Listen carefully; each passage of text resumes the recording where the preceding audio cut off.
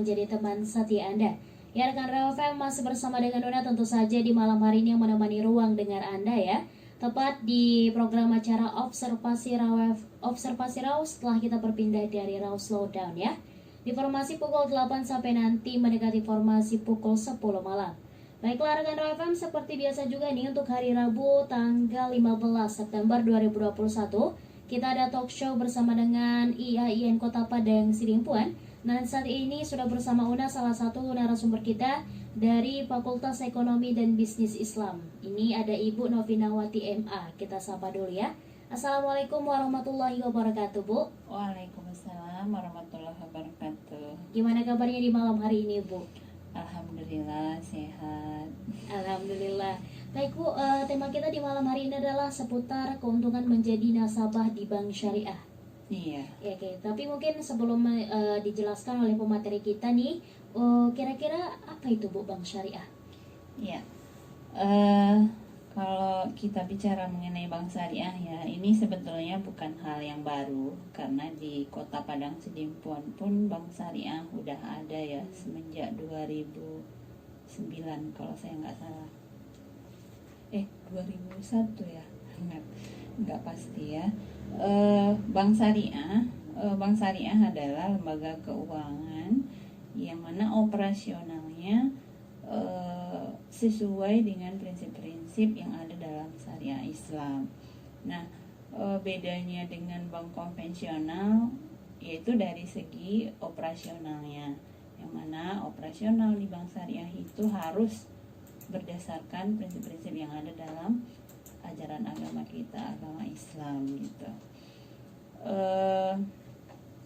Kapan pertama kali muncul bank syariah di Indonesia? Kalau di Indonesia itu munculnya pada tahun 1992 ya, operasionalnya yaitu Bank Muamalat Indonesia.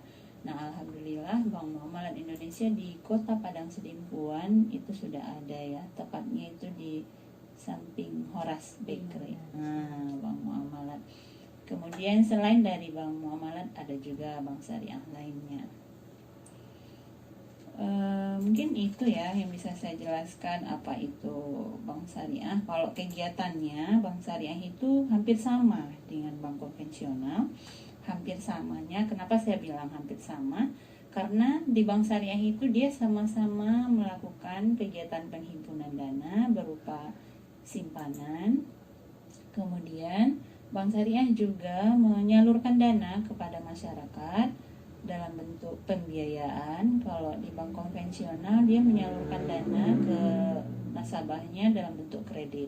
Nah, kemudian selanjutnya bank syariah juga melakukan kegiatan melayani jasa keuangan lainnya seperti jasa-jasa yang pernah kita nikmati lah ya di bank syariah, seperti fasilitas transfer ya, kemudian ada internet banking, kita bisa melalui transaksinya melalui HP ya, mobile banking, kemudian ada lagi payment, jasa-jasa pembayaran melalui bank, bisa pembayaran rekening pajak, listrik, kemudian rekening Telkom mungkin ya. Nah, yang membedakan kegiatan yang ada di bank syariah dengan bank konvensional itu, kita di bank syariah ya, bank syariah itu ada namanya kegiatan sosial. Nah, itu wajib dilakukan oleh bank syariah, wajib ada maksudnya ya. Tapi itu di bank konvensional nggak ada, ya, tidak diwajibkan. Ada memang kegiatan sosial di bank konvensional, tapi itu tidak diharuskan ada dia. Nah, bedanya lagi kegiatan sosial yang ada di bank syariah ini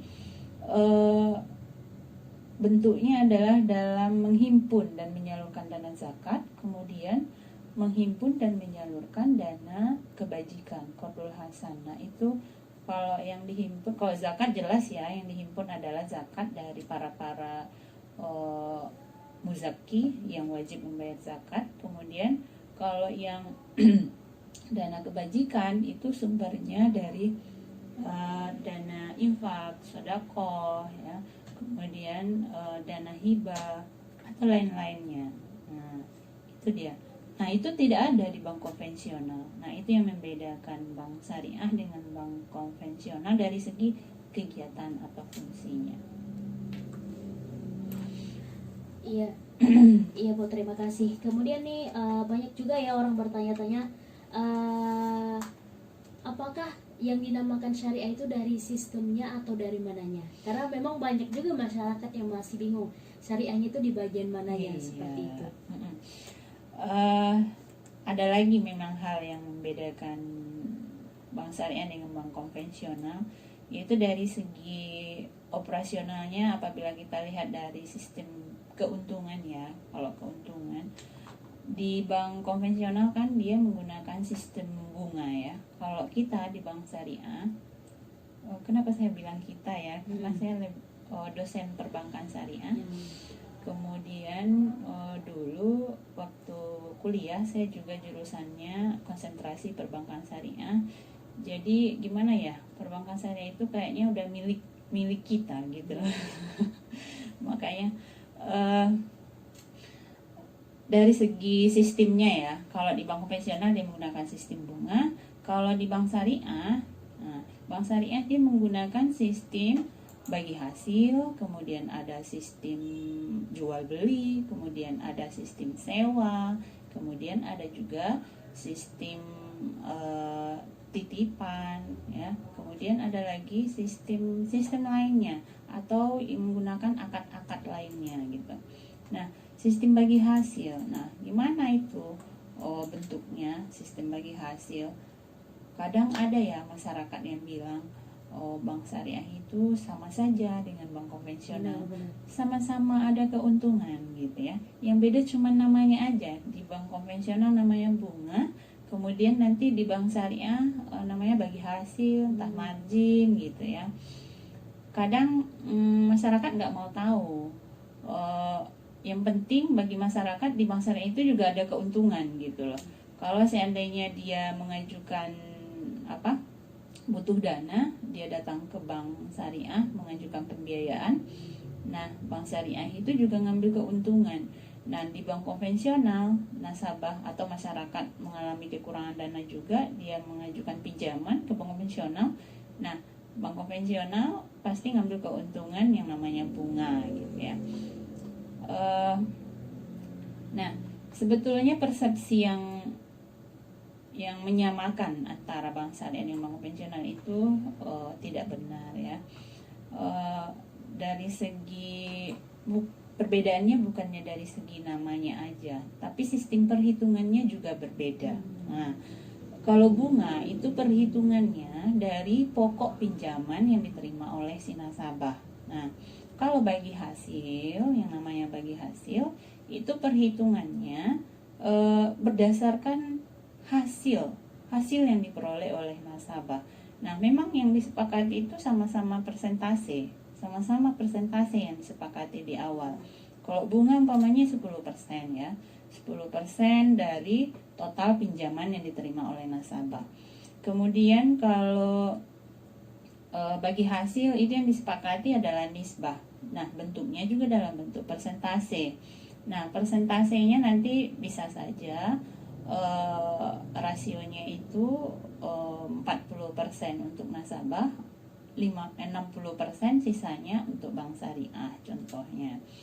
Nah, persentasenya itu bukan dikalikan dengan total pembiayaan yang diterima oleh nasabah, tapi persentase yang disepakati oleh nasabah dengan pihak bank syariah itu nanti dikalikan dengan hasil yang diperoleh oleh nasabah selama dia menjalankan usahanya. Nah, itu dia. Jadi kalau seandainya nasabah mengalami keuntungan, maka bank syariah juga akan mengalami keuntungan. Nasabahnya juga akan memperoleh keuntungan. Jadi sama-sama memperoleh untung. Nah, kalau mengalami kerugian dalam sistem bagi hasil, jika nasabah mengalami kerugian dalam menjalankan usahanya, nah, bank syariah juga harus ikut mengalami kerugian. Nah, jadi persentasenya itu dikalikan dengan jumlah kerugiannya. Nah, gitu. Itu dia. Ya. Nah, Sebetulnya banyak lagi Iya, Bu, sistemnya, benar. panjang itu ceritanya. Ada lagi jual beli. Nah, pada umumnya nasabah yang menyamakan atau masyarakat yang menyamakan bank syariah dengan bank konvensional itu yang menggunakan pembiayaannya menggunakan akad jual beli atau sistem jual beli. Nah, kalau dia jual beli memang keuntungannya itu sudah disepakati di awal. Kayak kita jual beli ya, seperti ini gambarannya. Contohnya ada nasabah yang mau beli mobil.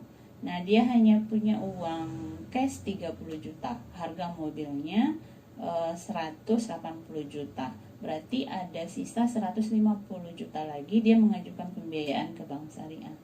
Nah, yang namanya jual beli, harga pokok mobilnya tadi kan 180 juta. Nasabah hanya punya 30 juta. Berarti sisanya dibiayai oleh bank syariah. Nah, keuntungannya nanti disepakati, contohnya kalau dalam jual beli kan kita sepakat marginnya itu umpamanya 20% atau 15% ya. Kalau 20% 20% dari 150 juta 30 juta ya. Berarti 30 juta keuntungan yang akan diterima oleh bank syariah selama pembiayaannya berlangsung. Nah, 30 juta itu hitungannya sebetulnya dari pokok pembiayaannya. Nah, sama kan? Sama dengan yang konvensional tadi. Disepakati tadi 10%. Nah, itu dihitung dari pokok pinjaman. Nah, itu memang sama dia perhitungannya. Kalau untuk jual beli, kemudian apa sih yang membedakannya gitu? Nah, yang membedakannya adalah akadnya. Nah, dalam jual beli kita boleh mengambil keuntungan. Nah, kalau di bank konvensional dia akadnya pinjam meminjam. Nah, dalam pinjam meminjam itu kita tidak boleh mengambil keuntungan. Kita ambil untung 1.000, 2.000, 3.000 atau makin besar. Nah, dalam pinjaman keuntungan Rp1 pun itu udah digolongkan ke riba dia. Nah, kalau di bank konvensional keuntungannya itu ada 10%. Kalau umpamanya 2 tahun 20%, 3 tahun jadi 30%. Kesepakatannya itu pinjam meminjam, akadnya pinjam meminjam tapi mengambil keuntungan. Nah, itu yang nggak boleh. Nah, kalau di bank syariah akadnya udah jelas jual beli. Dalam jual beli kita boleh mengambil keuntungan seperti yang terdapat dalam Al-Quran, surah Al-Baqarah 275, wa ahalallahu al-bai'a wa harramal riba. Jelas di sana Allah itu membolehkan transaksi jual beli dan melarang transaksi riba gitu. Ya baik Bu, terima kasih. Kita break sebentar dan rekan Rafem jangan kemana-mana karena tentunya nanti Una dan narasumber kita bakal hadir kembali tetap di 105 FM Your Lifestyle. Rekan Ra masih bersama dengan Una dan juga narasumber kita dari Fakultas Ekonomi dan Bisnis Islam IAIN Kota Padang Serimpun, ada Ibu Novinawati MA. Baiklah, Bu, kita lanjutkan kembali ya. Tadi Bu sudah bahas tentang apa itu bank syariah, kemudian sistemnya bagaimana. Nah, kali ini kita berbicara tentang nasabahnya nih Bu. Kira-kira siapa saja yang bisa menjadi nasabah di bank syariah? Ya, ini memang sering juga ya muncul pertanyaan kalau di kelas sama mahasiswa. Kalau non muslim itu bisa nggak Bu jadi nasabah gitu ya di bank syariah? Karena ada kata syariahnya itu mungkin ya, karena yang punya orang Islam ini. Nah, bisa saja sebetulnya non muslim jadi nasabah di bank syariah, tapi dengan syarat dia punya kerja, punya usaha yang tidak bertentangan dengan ajaran agama Islam. Kalau dia punya bisnis, jualan, kita lihat dulu yang diperjualbelikannya apa gitu.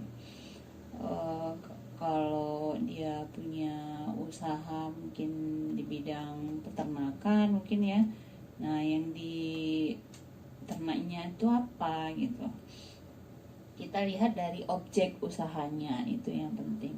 Kalau objek usahanya itu halal ya, dia bisa aja menjadi nasabah di bank syariah.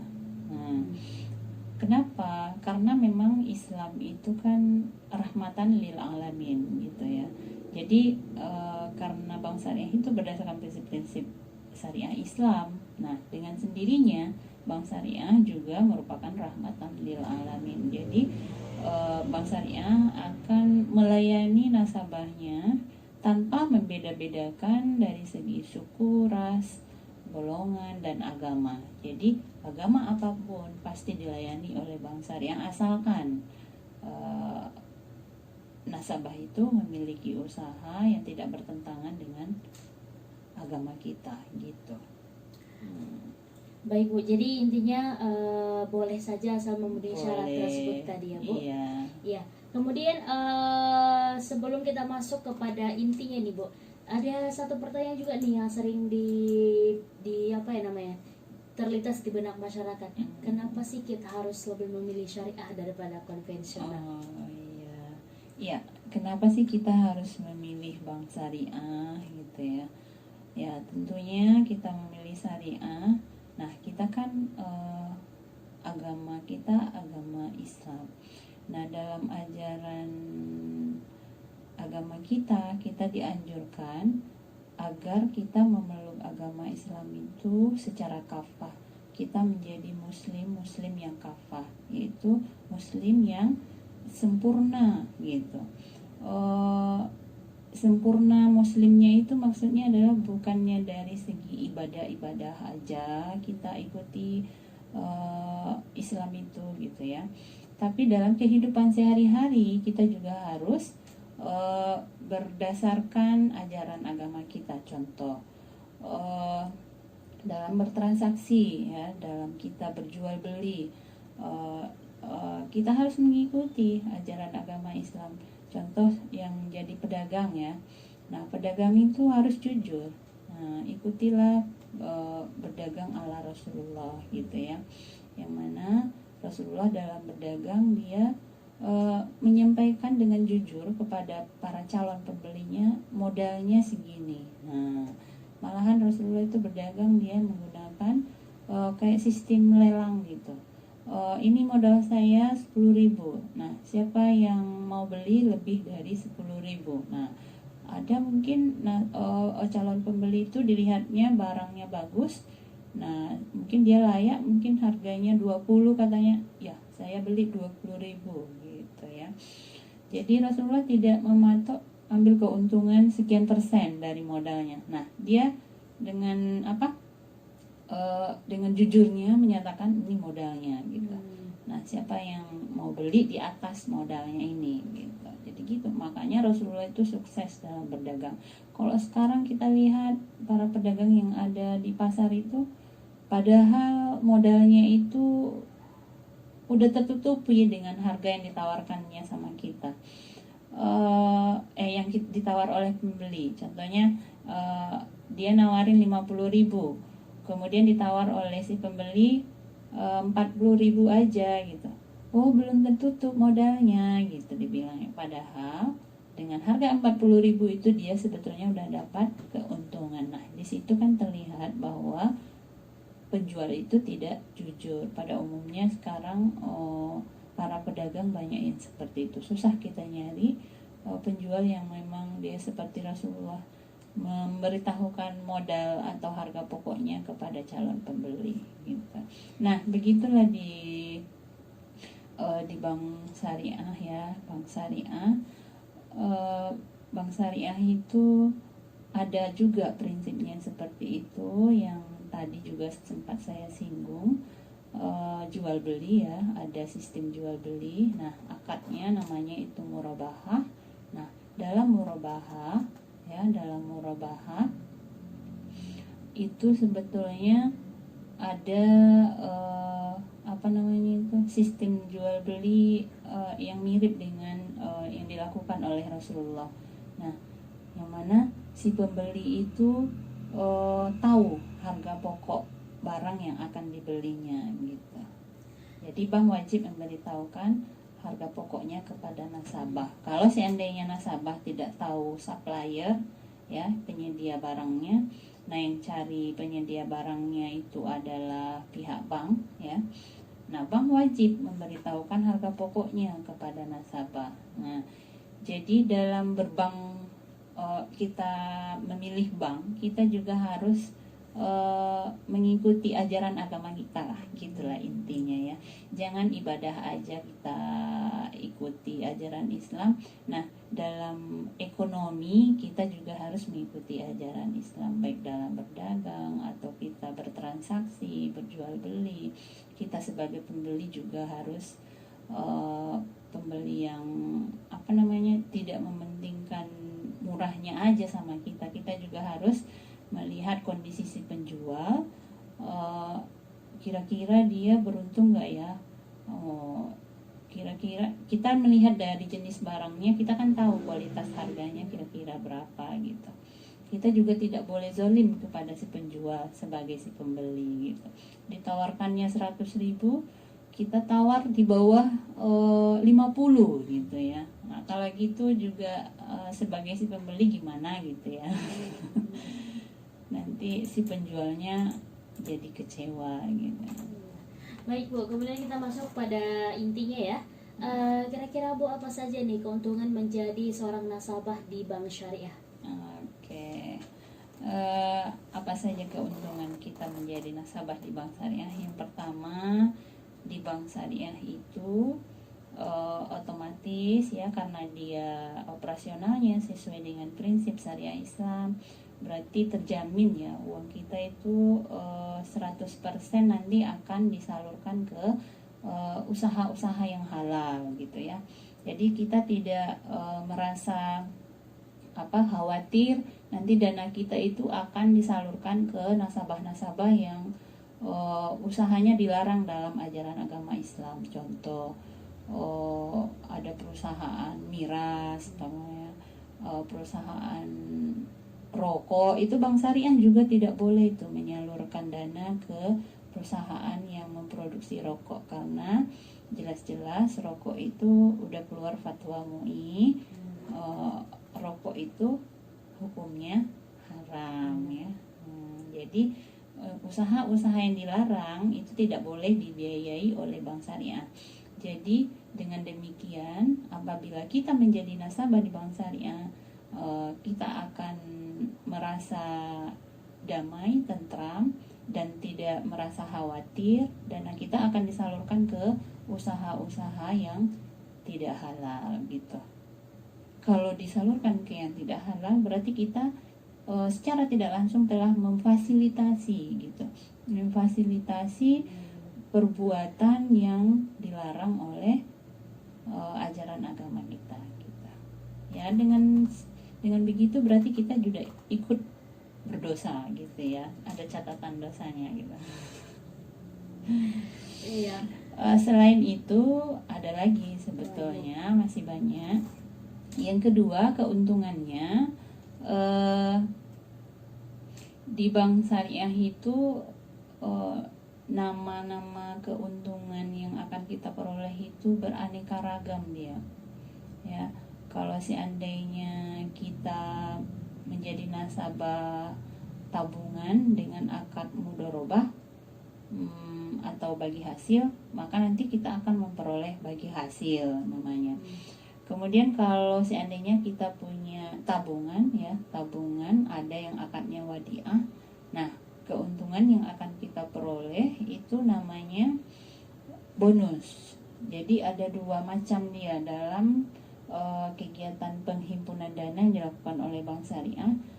Nasabahnya memperoleh keuntungan itu sesuai dengan prinsip yang digunakan oleh jenis rekening yang dibukanya. Kalau rekeningnya tabungan itu ada dua. Tabungan itu ada menggunakan prinsip titipan, ada yang menggunakan prinsip bagi hasil.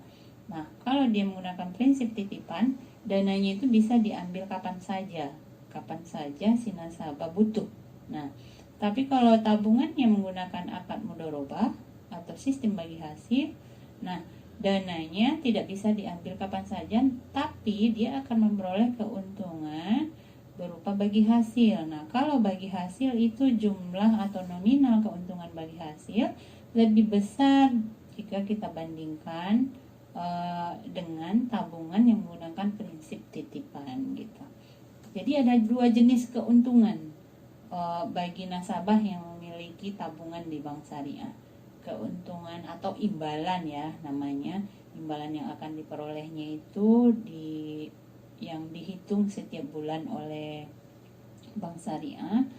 Kalau dia titipan, keuntungannya namanya bonus. Kemudian kalau bagi hasil, kalau akadnya mudharabah, keuntungannya bagi hasil. Nah, perhitungan bagi hasil yang diterima oleh nasabah itu bersumber dari keuntungan yang diterima oleh bank syariah dari kegiatannya yang menyalurkan dana ke nasabah pembiayaan. Itu dia. Iya baik Bu, terima kasih. Dan ini mungkin kita bakal break sebentar lagi rekan Rafem, nanti kita bakal hadir kembali ya. Jangan kemana-mana, tetap di 105 Rafem, Your Lifestyle.